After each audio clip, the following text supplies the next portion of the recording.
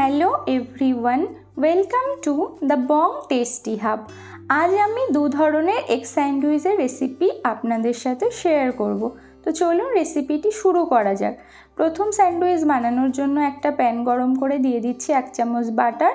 এবার বাটারটা মেল্ট হলে এর মধ্যে দিয়ে দিচ্ছি 2টো ডিম, দিয়ে দিচ্ছি সামান্য লবণ। আবারও আমি 1/2 চামচ বাটার দিয়ে ডিমটাকে মিডিয়াম ফ্লেমে 3 থেকে 4 মিনিট ভেজে নেব। তো প্রতিদিন একঘেয়েমি ব্রেকফাস্ট না বানিয়ে আপনারা মাত্র 10 মিনিটে এই দু ধরনের রেসিপিটি বানিয়ে নিতে পারেন। এটা বাচ্চা থেকে বড় সবাই ভীষণ পছন্দ করবে, সেই সাথে আপনারাও ব্রেকফাস্ট কিংবা লাঞ্চে খেতে পারেন। তো ডিমগুলো ভাজা হয়ে গেছে, একটা পাত্রে তুলে নিয়েছি।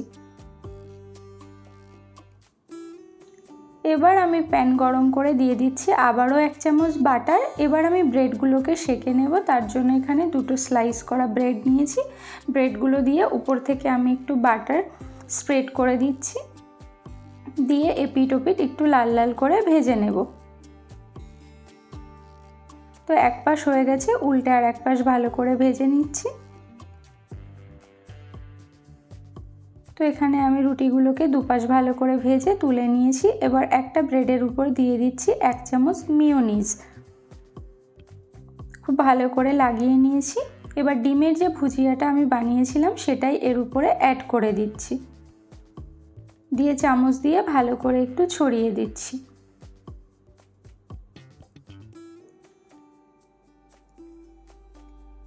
এবার উপর থেকে সামান্য একটু গোলমরিচ গুঁড়ো দিয়ে দিচ্ছি, দিয়ে দিচ্ছি স্লাইস করা শসা আর টমেটো।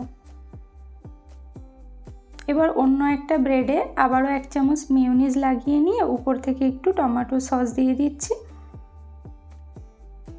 দিয়ে এই ব্রেডটা ওই ব্রেডের উপরে দিয়ে এভাবে আমি সুন্দর করে চেপে একটা ছুরির সাহায্যে কেটে দুভাগ করে নিচ্ছি।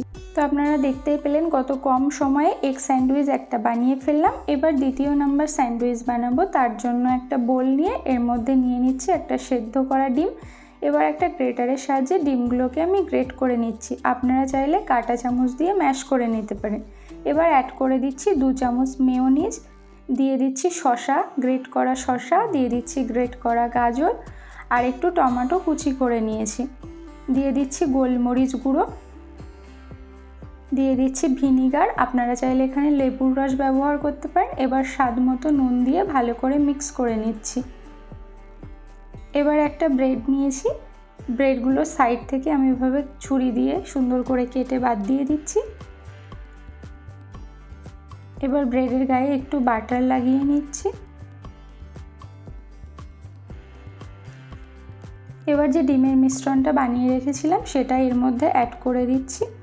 তো বাচ্চারা তো এমনিতেই সবজি খেতে চায় না, ফল খেতে চায় না, তো এভাবে বানিয়ে দেবেন, এখানে বিভিন্ন সবজি দিয়ে ওরা খুব আনন্দ করে খাবে। এবার ছুরির সাহায্যে কেটে দুভাগ করে নিয়েছি। তো দেখতেই পাচ্ছেন কত সুন্দর হয়েছে, এটা খেতেও কিন্তু অসাধারণ হয়।